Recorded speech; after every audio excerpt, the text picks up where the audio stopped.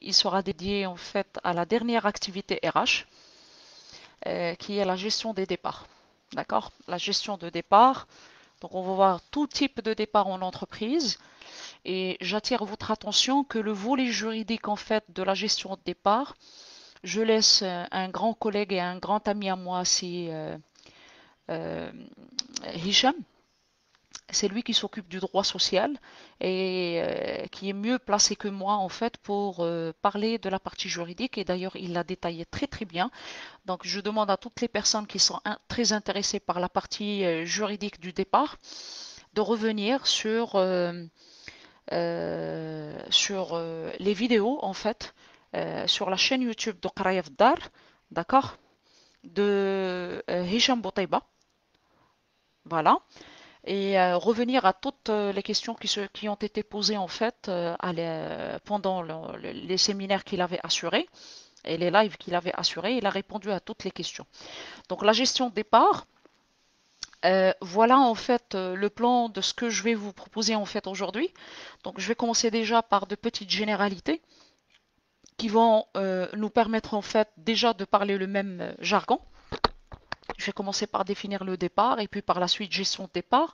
Et je vais vous expliquer pourquoi aujourd'hui on s'intéresse de plus en plus à la gestion de départ. D'accord? Il y avait des départs auparavant, mais ils n'étaient pas gérés de la même manière. Donc aujourd'hui, on donne beaucoup plus d'importance au niveau des entreprises par rapport à la gestion de départ, parce qu'il y a l'image de marque, il y a beaucoup de choses. Je vais vous en parler avant d'entamer en fait le sujet. Donc on va voir tous les types de départs comme je disais. On va commencer par les départs à l'initiative du salarié. On va passer aux départs qui sont en accord commun des parties, c'est-à-dire de l'employeur et l'employé. Et on va finir par le départ à l'initiative de l'employeur, c'est-à-dire que le chef d'entreprise, c'est lui qui déclenche le système de départ au niveau de l'entreprise. Et je vais ouvrir en fait une petite parenthèse par rapport à la pandémie actuelle du Covid-19, comment elle a été traitée en fait par les entreprises et comment elle a été traitée par l'État. Et je conclus. Donc, euh, ce qu'il faut savoir, c'est qu'aujourd'hui, en fait, sur le plan mondial et sur le plan international, on a une obligation, en fait, de faire une bonne gestion de départ parce qu'il y a trop de mouvements. Trop de mouvements du personnel, il y a des recrutements, il y a des personnes qui quittent. Et donc, si on ne gère pas les départs, on aura du mal à recruter des bons profils. Vous savez tous, en fait, que quand on recrute une personne, ben, généralement, elle commence la première chose, le premier réflexe, c'est qu'elle va commencer à chercher des informations dans son entourage par rapport en fait à l'entreprise, par rapport aux conditions de travail, par rapport à l'environnement, le climat, l'ambiance, ainsi de suite. Si jamais la personne en fait ou bien le candidat potentiel il prend connaissance en fait de la cuisine interne de l'entreprise et il prenne connaissance également que l'entreprise elle ne respecte pas ses collaborateurs, elle les pousse à partir ou bien elle fait la placardisation. Donc la placardisation, c'est mettre au placard une personne. Au lieu de la licencier parce qu'elle va vous coûter très cher, vous allez la placardiser. Ça veut dire que vous allez lui enlever en fait toutes les responsabilités qu'elle avait. C'est pas une rétrogradation, non. La rétrogradation, elle est officielle et elle doit être justifiée. Donc ici, on essaie de toucher le volet psychologique du salarié pour le pousser à partir. D'accord? Si on arrive à justifier la placardisation au niveau de l'entreprise, euh, l'entreprise, elle peut être poursuivie en justice contre cette pratique-là. Voilà, donc déjà on commence par définir c'est quoi le départ. Le départ, c'est la rupture du contrat. C'est la sortie d'un employé de son emploi. Ça peut être soit la fin de la durée de travail qui était officielle, soit sur la base d'une décision personnelle, c'est-à-dire le salarié, c'est lui qui prend la décision pour quitter l'entreprise, soit c'est sur la décision, sur la base de la décision de l'entreprise elle-même, c'est-à-dire son employeur. Bonjour Amine, son employeur. Et ce sont des décisions en fait des fois qui sont communes. Ça veut dire qu'on va s'asseoir sur la table ensemble, employé-employeur, pour discuter de ça. Donc on va revenir sur les termes. L'essentiel c'est que le départ il est défini comme étant une rupture de la relation de travail entre un salarié et son employeur. qu'est-ce que ça veut dire la gestion de départ? La gestion de départ, en fait, elle est définie comme étant l'ensemble des outils qui sont mis en place ou bien le process qui est mis en place par l'entreprise ou bien par le chef d'entreprise qui lui permet d'accompagner ses collaborateurs pour quitter, je dirais, en bonne et due forme l'entreprise. C'est-à-dire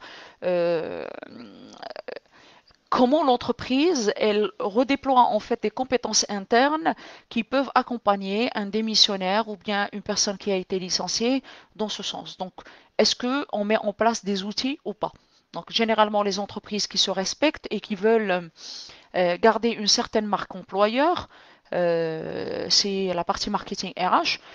Généralement, ces entreprises-là font main et pied pour garder une bonne image, même si le salarié il a été, je dirais, remercié, ou bien il a démissionné, elle essaie de l'accompagner correctement pour garder la bonne impression avec en fait pour ses collaborateurs et garder cette belle image de marque. D'accord? Donc généralement une entreprise qui est comme ça et qui a ce souci, généralement elle arrive à fidéliser en interne, mais elle arrive à être une entreprise sexy qui attire les meilleurs profils. Ce qu'il faut savoir, c'est que la gestion des parts est un indicateur de performance. C'est-à-dire, si vous voulez savoir est-ce que la fonction RH elle fait son travail ou pas, si vous voulez savoir est-ce que les managers ont été formés, accompagnés pour connaître un petit peu ou bien pour savoir manager leurs équipes en fait de travail, essayez de voir les indicateurs. Il y a plusieurs indicateurs, mais parmi ces indicateurs, vous avez l'indicateur des départs, le turnover qui est très connu, parce qu'en fait, ça provoque au niveau de l'entreprise la perte de compétences. Donc, les entreprises qui ont toujours, ou bien les chefs d'entreprise qui ont toujours ce réflexe, tout le monde est remplaçable, où là, à chaque fois une personne dépose sa démission, on va l'accepter sans discuter avec la personne pour savoir quelles sont les vraies raisons de son départ, sans faire des efforts pour fidéliser. Et les chefs d'entreprise qui travaillent avec cette base, personne n'est indispensable. Sachez que ce sont des entreprises qui perdent beaucoup de compétences au niveau de l'entreprise, malheureusement, et qui n'auront pas l'occasion d'avoir à capitaliser la culture d'entreprise. Par contre, aujourd'hui, les grandes structures, toutes les grandes structures généralement font beaucoup d'efforts dans ce sens pour pouvoir garder en fait leurs collaborateurs, bien sûr, tant que la relation c'est une relation gagnant-gagnant et win-win. D'accord? Pour le reste, par contre, quand vous ratez en fait des compétences, sachez que ces mêmes compétences, ça va être la concurrence qui va en profiter au maximum. D'accord? Donc, je commence par le premier type de départ, qui est le départ à l'initiative du salarié, et je parle ici de la démission. D'accord? Donc, quand je parle de la démission, quand il s'agit en fait d'une démission sur la base ici d'un CDI, CDD, vous savez tous que la personne généralement, son préavis, il est limité par la loi. C'est généralement, pour le CDD, c'est une semaine. Donc, la personne, elle passe son préavis, on lui paye les jours ouvrables qu'elle a travaillé et elle peut partir. Par contre, un CDI, il a d'autres engagements dans ce sens. Quand la personne en CDI, elle démissionne sur la base de son propre initiative, sa propre initiative, ben, généralement ici, la personne, elle doit respecter le délai de préavis. Donc, s'il vous plaît, quand je parle de départ, il y a même les départs qui ne sont pas, je dirais, professionnels. Ce sont les abandons de poste. Je vous déconseille les abandons de poste. Si vous ne vous plaisez plus dans une entreprise, déposez votre démission et changez d'entreprise. Vous n'avez pas en fait à rester dans une entreprise où vous avez tout déployé pour pouvoir rester, où vous avez fait des efforts, mais que vous voyez que vous perdez beaucoup plus d'énergie que la normale et que vous voyez aucune lueur d'espoir pour que ça change. Si vous voyez ça, essayez toujours de faire un changement, mais quand vous décidez de changer d'entreprise, essayez de le faire de manière professionnelle. C'est-à-dire, je dépose ma démission, je passe mon préavis, je dois respecter mes obligations, mon employeur doit respecter également les siennes pour quitter en bonne et due forme. D'accord? Donc, je parle ici démissionner et respecter le délai préavis qui a été dicté par la loi. C'est Hicham Bouteiba, il en a parlé, il a expliqué largement en fait le barème des préavis qui est imposé par la loi. Donc, quels sont les droits et les obligations en cas de démission? Donc, en cas de démission, le salarié doit passer un préavis, d'accord?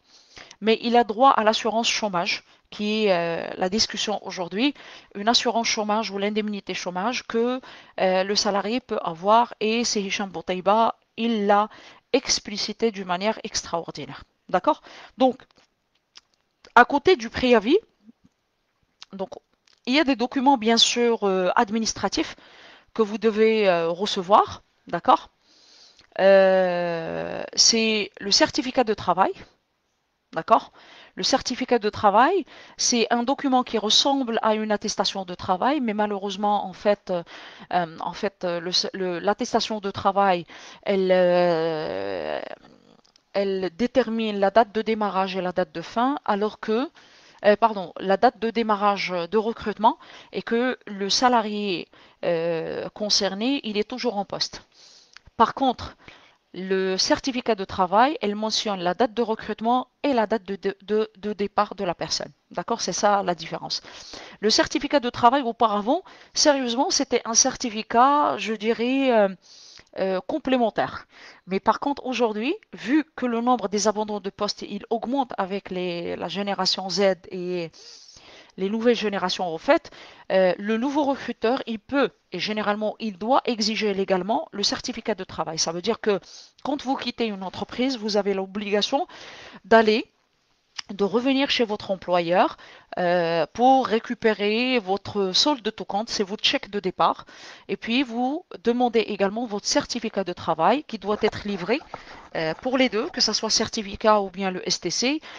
Vous devez le recevoir dans une durée qui ne dépasse pas 8 jours. Donc, pour chaque retard déclenché par l'employeur, il doit payer des pénalités de retard. Donc, toujours le départ à l'initiative du salarié. D'accord? Donc, un salarié a le droit de demander un départ volontaire à la retraite. D'accord? Un départ volontaire à la retraite, généralement, c'est un départ qui permet en fait au salarié qui a demandé, il a le droit de bénéficier d'une pension de vieillesse, d'accord? Bien sûr, ça ne va pas être la pension complète, c'est une pension qui est partielle, d'accord? Jusqu'à l'obtention de l'âge de retraite légal qui est actuellement de 62 ans, qui va devenir également 65 ans c'est-à-dire dans les années à venir, d'accord? Donc, généralement, pour partir à la retraite, euh, il y a trois types en fait d'indemnités que la personne peut toucher. La première indemnité, c'est l'indemnité légale de départ à la retraite. Je crois qu'il y a un E ici qui a sauté. Excusez-moi.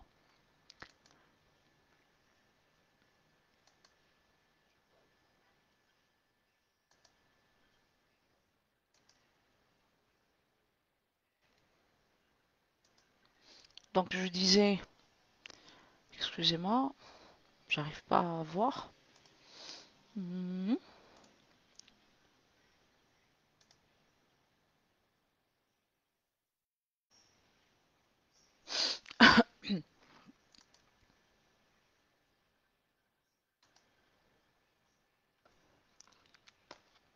Donc, vous avez, comme je disais, une indemnité de départ à la retraite qui change selon l'ancienneté au niveau de l'entreprise. Plus tu es ancien, plus ton indemnité de départ à la retraite, elle augmente. Il y a une indemnité compensatrice des congés qui sont payés mais qui n'ont pas été consommés. C'est-à-dire que si, par exemple, j'ai le droit à, par exemple, 18 jours, j'ai consommé seulement 8, il faut que l'entreprise me paye les 10 jours non consommés, qui sont des jours de congé payés. Vous avez également l'indemnité compensatrice de préavis. C'est que le salarié, généralement, qui dispose d'un préavis et l'employeur lui a demandé, en fait, de ne pas le consommer, elle doit lui payer sans préavis. D'accord? Donc, deuxième type, en fait, donc on a parlé du départ à l'initiative du salarié. Le deuxième type, c'est le départ par accord des parties. Donc, c'est un départ en commun accord entre salarié et employeur. Donc, le premier type en fait, euh, de ce départ, ou bien de cette typologie de départ, c'est le départ négocié. D'accord? Donc, le départ négocié, c'est quoi? C'est en fait un départ qui prévoit la rupture de contrat, d'accord? Mais sur la base d'une négociation entre le salarié et son employeur ou bien les représentants de l'entreprise, on se met d'accord pour faire une rupture de contrat de manière, je dirais, conventionnée, c'est-à-dire on se met d'accord ensemble. Et bien sûr, ce salarié, en contrepartie de son départ, il va négocier en fait son chèque de départ. Donc le chèque de départ, tout comme la retraite, la pré-retraite, ou bien la demande de retraite anticipée, euh, on doit lui payer le congé payé, on doit lui payer le préavis. Si on exige en fait, on va lui donner également, euh, il y a plusieurs formes d'indemnité, ça dépend de la négociation du salarié avec son employeur. Maintenant, ce qu'il faut en fait savoir, c'est que l'employeur, s'il exige, si jamais il exige de son salarié démissionnaire, qui va partir en fait suite au départ négocié, s'il lui demande de ne pas travailler chez la concurrence, il doit lui payer la clause de non-concurrence.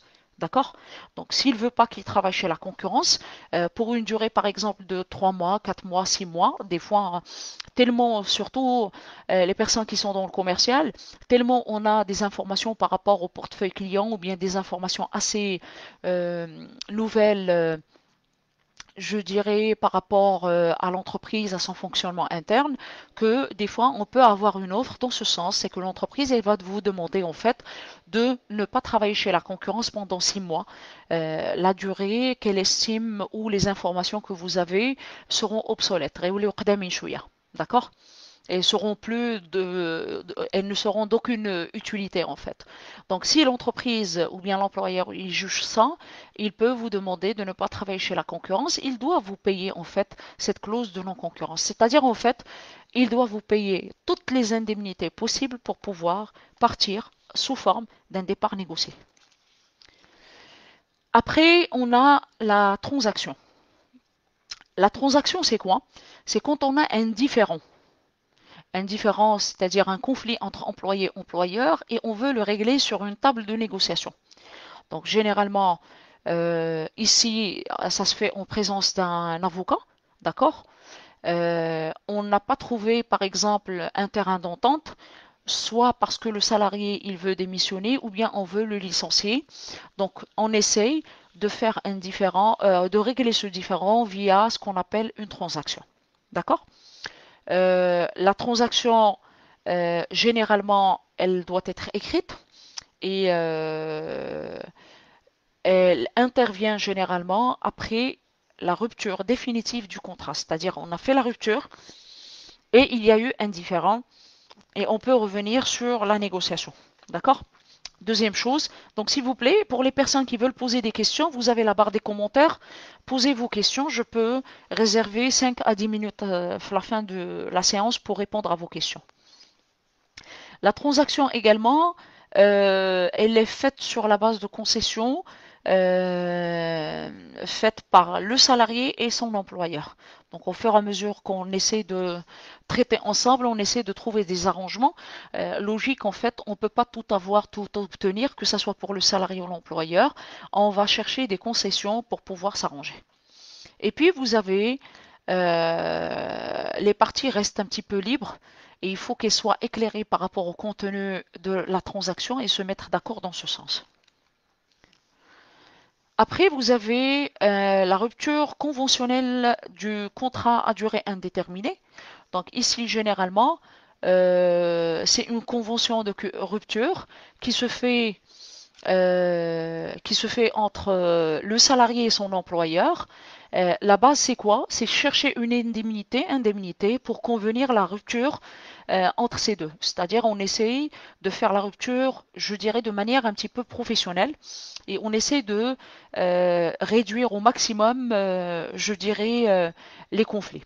Donc, généralement, même si vous faites une rupture qui est conventionnelle, légalement, elle ne doit pas être inférieure de l'indemnité qui a été accordée par la loi, l'indemnité de licenciement. D'accord? Voilà. Euh, on signe un contrat, d'accord? On signe un contrat ensemble. Et puis par la suite, ce qu'il faut savoir, c'est que ce contrat doit être homologué et envoyé chez les autorités locales pour l'enregistrer, pour qu'il soit affectif, bien sûr. Qu'est-ce que je veux dire? Pour qu'il soit effectif, pardon, excusez-moi, et que la décision, elle, soit réalisée sur le terrain. Donc, je vais répondre à toutes les questions qui seront imposées ici, d'accord?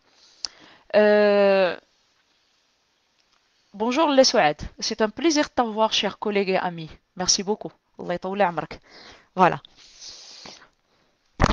On passe au départ qui est à l'initiative de l'employeur. Le départ qui est à l'initiative de l'employeur, avant de parler ça, je vais ouvrir une petite parenthèse dans ce sens. Quand vous vous plaisez pas dans une entreprise, soyez le plus professionnel possible. C'est-à-dire, même si vous vous plaisez plus, sortez en gardant la bonne impression sur l'entreprise et sortez en essayant de garder la bonne impression également chez l'employeur. C'est primordial. Ne croyez pas que le marché d'emploi, il est grand.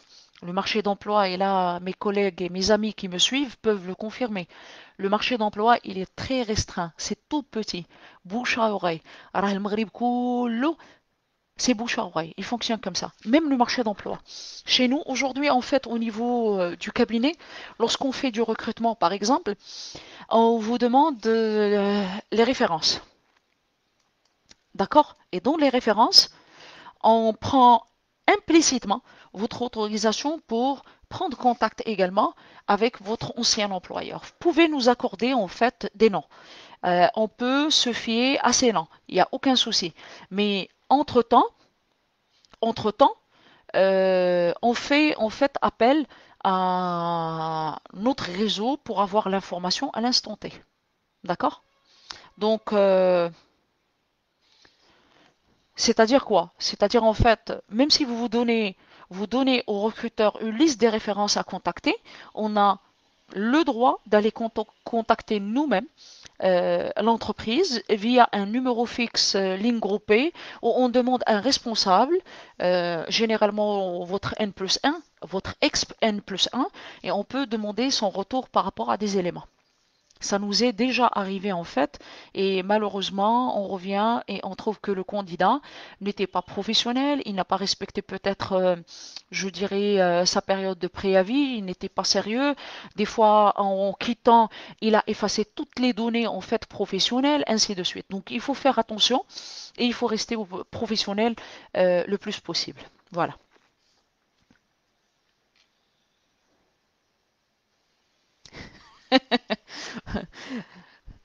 Je vais vérifier celle-là. Je vais vérifier, est-ce que j'ai pas ton mail sur spam? Je vais le voir, d'accord. Parce qu'il y avait eu un petit souci en fait au niveau de mon adresse mail. L'adresse mail qu'on vous a communiquée était erronée. Voilà. Je viens de régler le problème avec Madame Alami ce matin. Merci. Voilà. Donc, euh, je reviens en fait, je voulais en fait clôturer ce conseil, rester le plus professionnel et ne croyez pas que le marché d'emploi, il est un marché qui est très grand, il est trop petit, c'est bouche à oreille, ça se passe très rapidement, hein. Ça nous arrive de recevoir en fait de la part de quelques entreprises ou bien quelques anciens managers des appels où a par exemple des écrits carrément pour nous dire faites attention, telle personne n'est pas professionnelle, voilà ce qu'elle a fait en quittant. D'accord? Donc on a eu des personnes avec des comportements qui ne sont pas très professionnels en fait et essayer de rester professionnel le plus possible. Donc le départ à l'initiative de l'employeur. Quand votre employeur, c'est lui qui prend l'initiative, en fait, il va le faire sous deux types. Soit il va faire ça sous un motif qui est personnel, ou bien sous un motif qui est économique. Pour le motif personnel, c'est un motif qui est lié à la personne, à son comportement, à son attitude. Donc généralement, on peut se retrouver face à une personne qui a un comportement assez, par exemple, je dirais peut-être agressive, ou bien une personne qui n'a pas pu atteindre les objectifs, ou bien je dirais des absences qui sont non justifiées mais de manière fréquente, ou bien des motifs, par exemple, qui peuvent aller au-delà, un comportement qui n'est pas éthique, la divulgation du secret professionnel ou autre chose. D'accord? L'essentiel, c'est que le licenciement pour motif personnel, c'est lié en fait à la personne. D'accord? Ça veut dire que ça n'a rien à voir avec l'entreprise. C'est la personne qui a stimulé ce départ par en fait un comportement qui n'est pas éthique. Voilà. Donc, toujours dans la partie personnelle, il faut faire la différence entre une faute légère et une faute grave. Voilà, excusez-moi.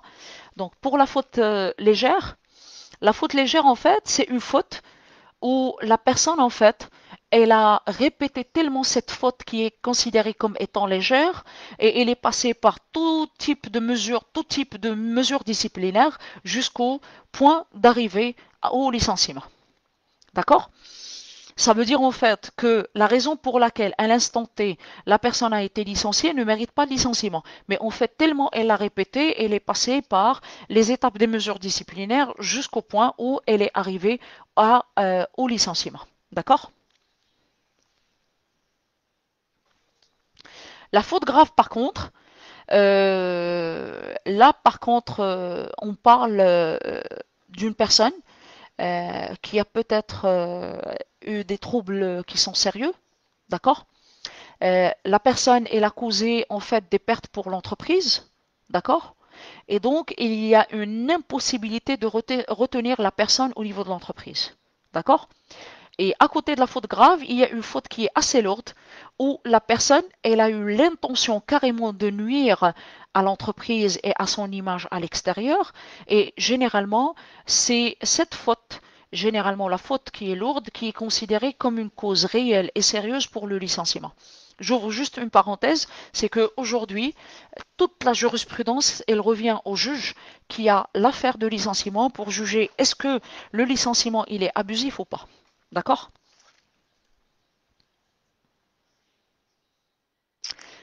Donc, généralement, dans les procédures qu'il faut respecter, et je vous demande toujours de revenir aux vidéos qui ont été diffusées sur Qaraya Dar sur YouTube, regardez l'historique et regardez en fait les lives qui ont été assurés par mon cher collègue et ami Hicham Boutaiba. Qui est spécialiste de droit social et tabarakallah, il est imminent dans ce sens et en fait il a pu en fait je dirais checklister toutes les situations qui peuvent être présentées au niveau du droit de travail dans la relation employé-employeur dans ce sens. Donc ça peut être très utile pour les personnes qui veulent des réponses à des questions comme ça. D'accord? Donc première chose qu'il faut faire, on a la convocation du salarié à un entretien préalable. Donc ici, c'est une séance d'écoute, d'accord, où on doit exposer à la personne le problème et on doit écouter ses réponses, d'accord. Donc cet entretien, donc son rôle, c'est quoi? C'est on explique en fait les motifs de licenciement au salarié. On lui explique également ses retombées, les retombées de ce licenciement. Et des fois, si on arrive à se concilier et trouver un terrain d'entente, je connais pas mal de structures qui font la séance d'écoute en fait pour trouver un consensus et une conciliation avec le salarié pour pouvoir travailler ensemble une autre fois au lieu de perdre en fait cette relation salarié-employeur. D'accord? Si jamais la conciliation elle échoue, on va passer à la notification du licenciement. Donc on le notifie et on termine la procédure. Euh, Qu'est-ce que j'ai fait? Voilà. Euh, Excusez-moi. Donc ici c'est motif économique. Euh, voilà. Voilà ce que je voulais changer depuis tout à l'heure. Ça m'a titillé depuis tout à l'heure. Voilà. Donc, donc on a vu ça. Voilà. Voilà. Et là, excusez-moi, c'est pour motif économique. Voilà.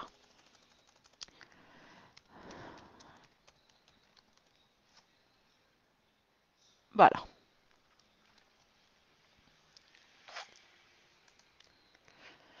Voilà, donc départ à l'initiative de l'employeur, donc on est toujours à l'initiative de l'employeur, mais ici on parle du motif économique et je vais ouvrir par la suite une petite parenthèse par rapport à la pandémie. En fait, les licenciements qui ont eu lieu pendant cette période de pandémie. Donc ici on parle d'un LME. Donc l'LME, c'est quand l'employeur il a soit un ou bien plusieurs motifs qui lui donnent la possibilité en fait de licencier des personnes parce que en fait on n'arrive pas ou bien on ne peut pas garder ces personnes-là. Donc, généralement, ce motif économique fait naître un licenciement qui est massif, il n'est pas individuel. C'est pas un licenciement individuel, mais généralement on licencie un bon effectif en fait au niveau des entreprises. Je sais très bien aujourd'hui les entreprises après la pandémie, ils sont en train de négocier en fait les départs de à peu près entre 30 jusqu'à 50% des salariés qui sont en poste actuellement. Les retombées de cette pandémie, on va les payer un petit peu cher. On parle d'une moyenne à peu près entre 8 et 10 ans pour pouvoir récupérer économiquement les dégâts de cette période en fait de confinement. En contrepartie, bien sûr, le Maroc il a très bien assuré cette période, d'accord. Et donc, il y a eu une préférence pour gagner sur le volet humain, beaucoup plus sur le volet économique. C'est vrai que ça nous a coûté cher, mais imaginez l'inverse, si le Maroc n'avait pas pris la décision de ne pas faire le confinement et de garder l'activité économique. Soyez sûr que le nombre des morts, il va dépasser, sans exagération, 10% de la population du Maroc. Donc, ça a voilà. Donc, espérons, Inch'Allah, que les entreprises et surtout le gouvernement mettent à l'attention en fait des individus et également des entreprises des aides en fait pour pouvoir se ressaisir et reprendre l'élan et pouvoir également se racheter sur ce volet-là. Donc, je disais en fait que le motif économique, il peut toucher plusieurs choses. Donc, vous avez des cas, par exemple, de suppression d'emplois. Donc, il y a des emplois qui disparaissent. Qu'est-ce que je vais faire des personnes qui sont de cette spécialité qui viennent de disparaître, en fait, et qui occupent ces emplois? Donc, généralement, vous avez des entreprises qui peuvent penser à un redéploiement, mais ce n'est pas évident pour tout le monde. Et il y a des profils qui ne sont pas redéployables. Vous avez la transformation des emplois, c'est-à-dire au départ on travaillait manuellement, aujourd'hui il y a la machinisation, d'accord? Et donc est-ce que au niveau des entreprises industrielles, on connaît en fait ce phénomène? L'entreprise, elle avait sur une chaîne de production 20 personnes. Et avec le temps, elle les a remplacées, par exemple, avec une petite machine. Les 20 personnes ont été remerciées. Remercier, ça veut dire licencier, hein. Donc vous avez la transformation, voilà. ou d'une modification, voilà, c'est transformation ou bien modification des emplois. Ici, il y a une condition.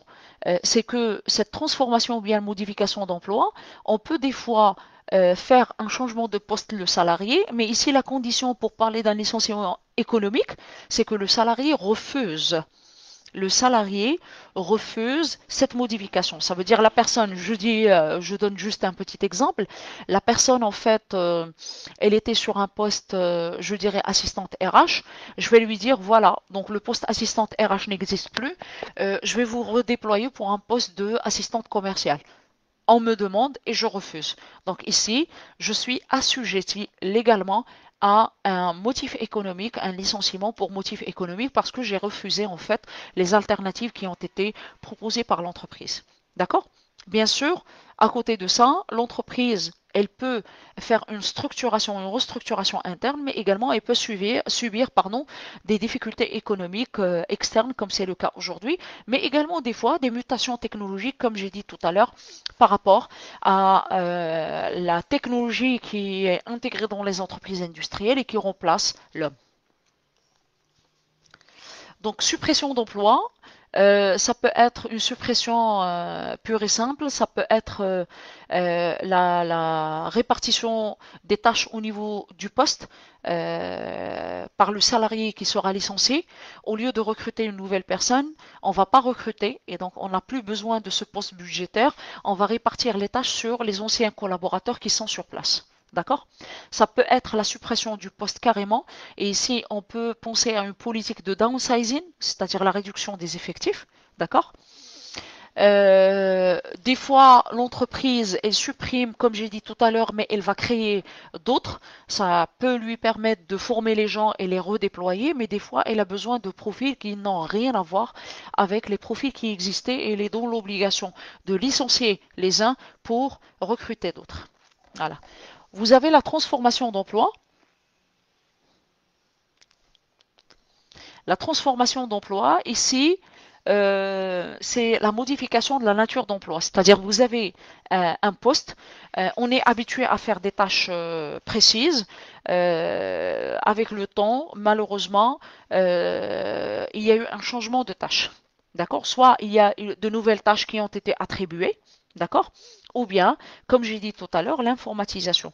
Je me rappelle très bien, dans les début des années 2000, euh, les entreprises qui ont intégré en fait les PC fin des années 90, début 2000, toutes les entreprises qui ont intégré les ordinateurs à l'époque, ben, c'était l'informatisation à l'époque.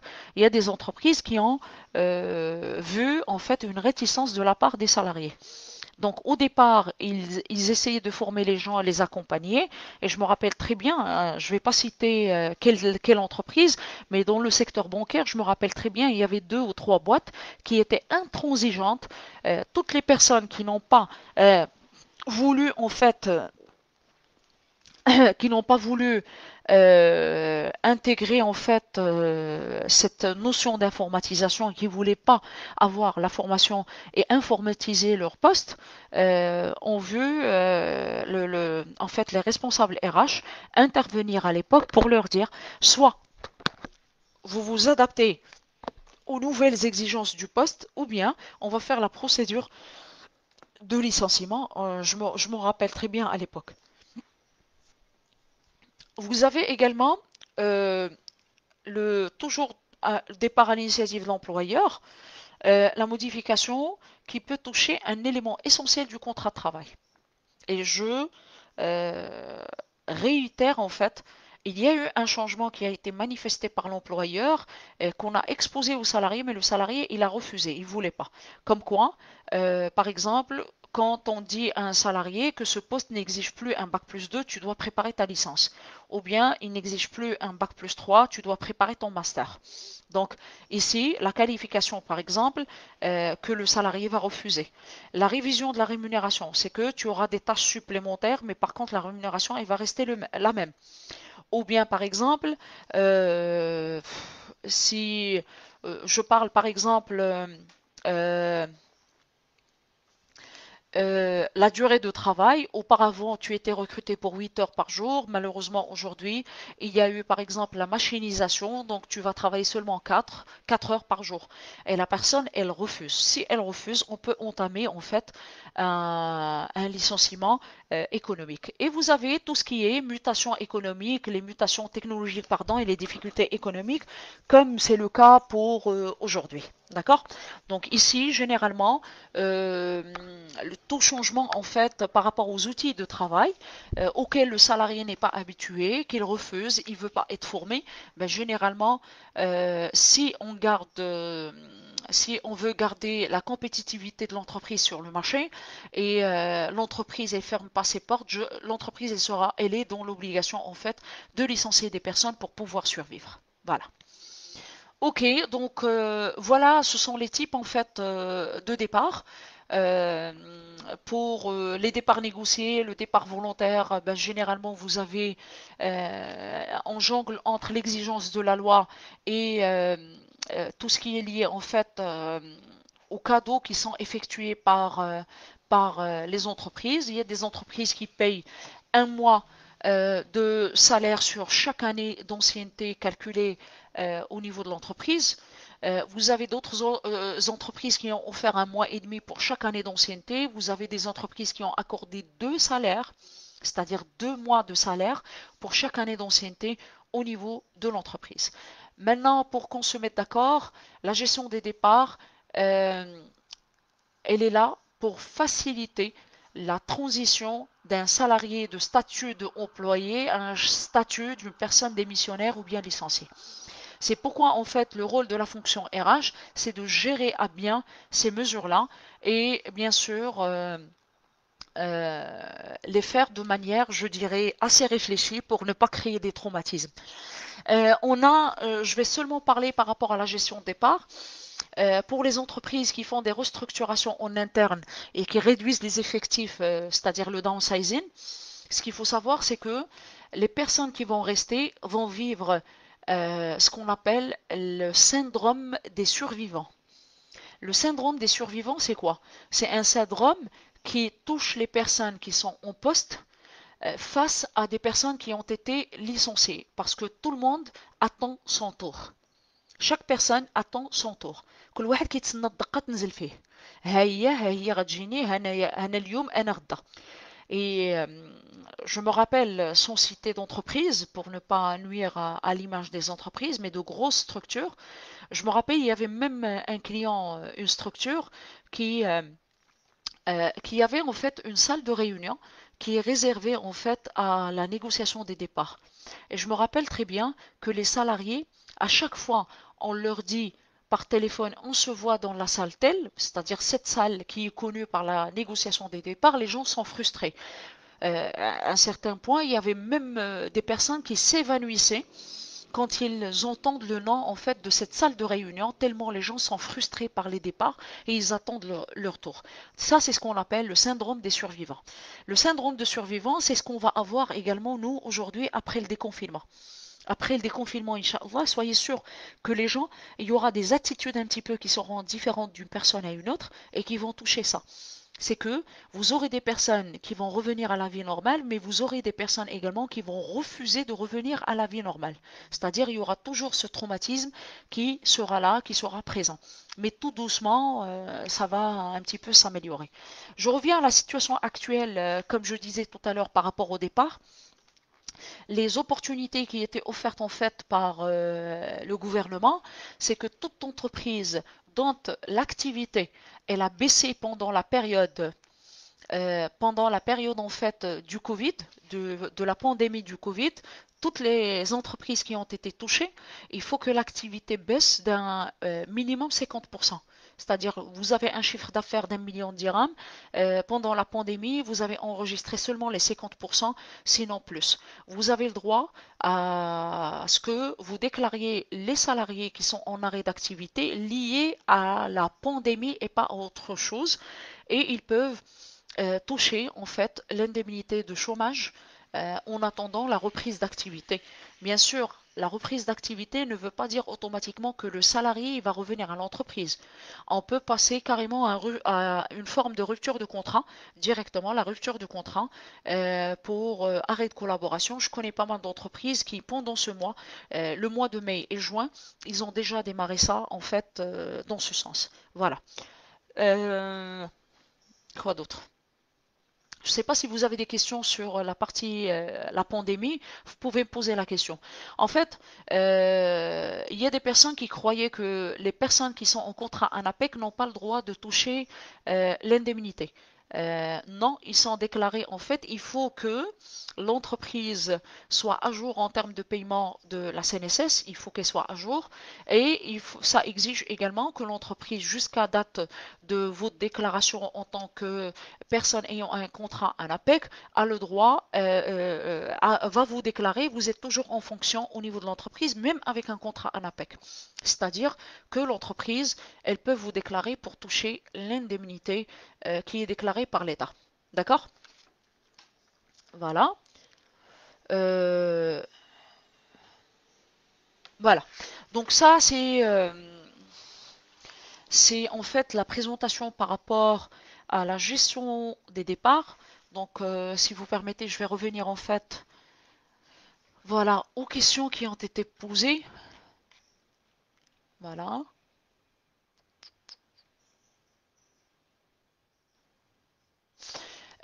Monsieur Walid a posé la question, qu'en est-il du compromis d'arbitrage? Le compromis d'arbitrage, c'est le fameux différend dont j'ai parlé à Si Walid. L'arbitrage, tu fais appel à une personne qui est externe à l'entreprise, qui est généralement un juriste de formation dans le cadre des différents droits de travail, qui peut venir pour jouer le rôle d'arbitre. Mais ici, ça suppose en fait que c'est la formule de transaction dont j'ai parlé tout à l'heure.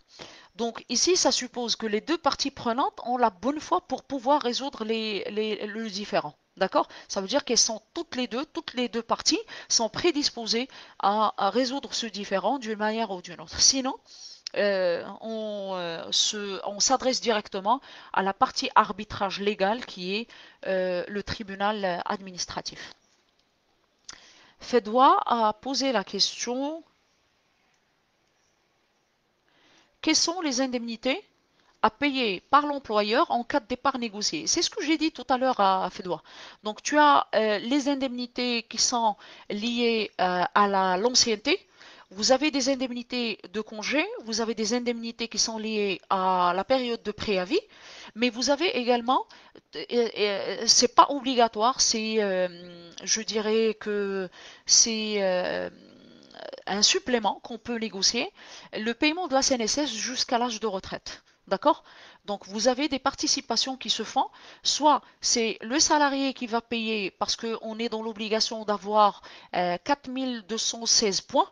Si le salarié n'a pas pu atteindre ce nombre de points, il ne peut pas partir en départ négocié. D'accord?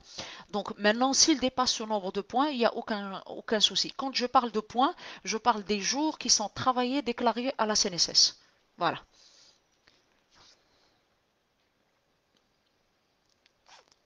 Donc Hanan, elle a dit, mais parfois ils disent pas la vérité en quittant une entreprise. Je crois qu'elle était en train de partir, si mes souvenirs sont bons, ça fait 25 minutes. 25 minutes, je traitais le point des démissionnaires et des recommandations, des références, n'est-ce pas Hanan? Oui, chouf, Anna, je vais vous dire une chose. Des fois, on trouve des candidats qui mentent, pardon, mais des fois, on trouve qu'il y a des managers également qui mentent. Mais en fait, pour un cabinet ou pour une personne qui se respecte, elle doit chercher plusieurs sources pour avoir la bonne information. D'accord? Alors, des fois, même quand tu appelles, par exemple, par voie normale, tu appelles le fixe et tu demandes des informations par rapport à un ancien employé au niveau de l'entreprise, tu peux te retrouver face à un manager qui veut se venger et il commence à mentir. Mais généralement, il faut chercher ouais, deux ou trois sources, je dirais, assez fiables. D'accord?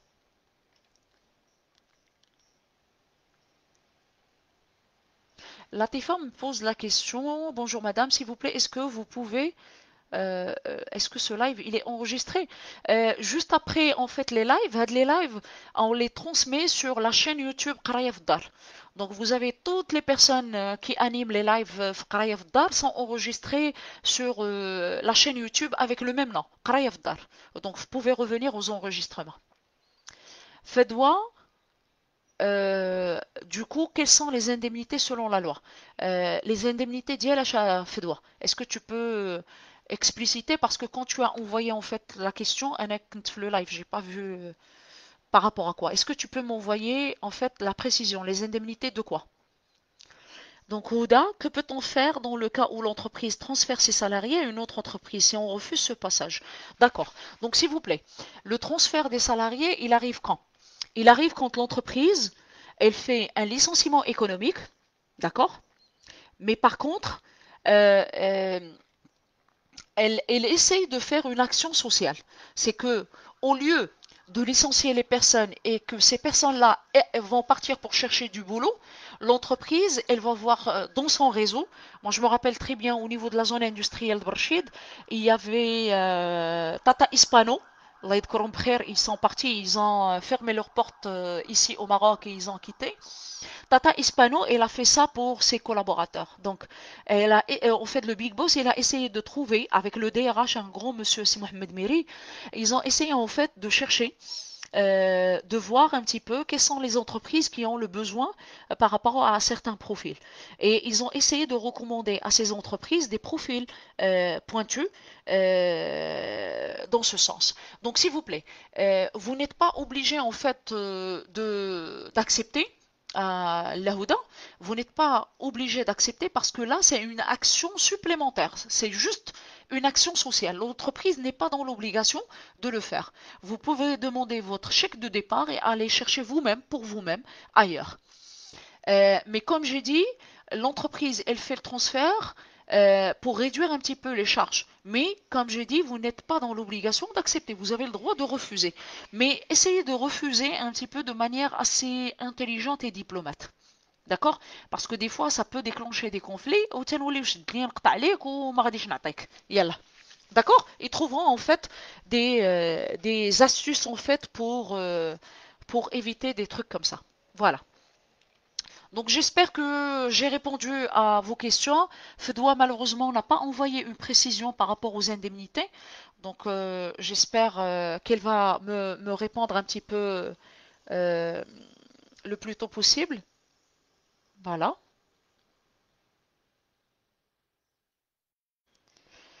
Donc est-ce qu'il y a d'autres questions? Sinon je vais me retirer pour laisser en fait mes collègues continuer leur présentation. Voilà. Voilà. Oui, Fedwa. Oui, bonjour Fedwa. Merci beaucoup, ma belle. Merci beaucoup. Euh, Houda, le transfert à des filiales, il est obligatoire, ma belle. Là, on est en train de parler de la même structure juridique. D'accord? Les contrats, revenez à vos contrats de travail pour voir est-ce que l'entreprise, elle vous a, est-ce que l'entreprise en fait, elle a respecté la clause? Est-ce que vous avez une clause de mobilité ou pas? D'accord? La clause de mobilité, elle est essentielle. Revenez pour voir vos contrats de travail. Est-ce que vous avez une clause de mobilité? Si la clause de mobilité, elle est là, vous êtes dans l'obligation de la respecter à Houda.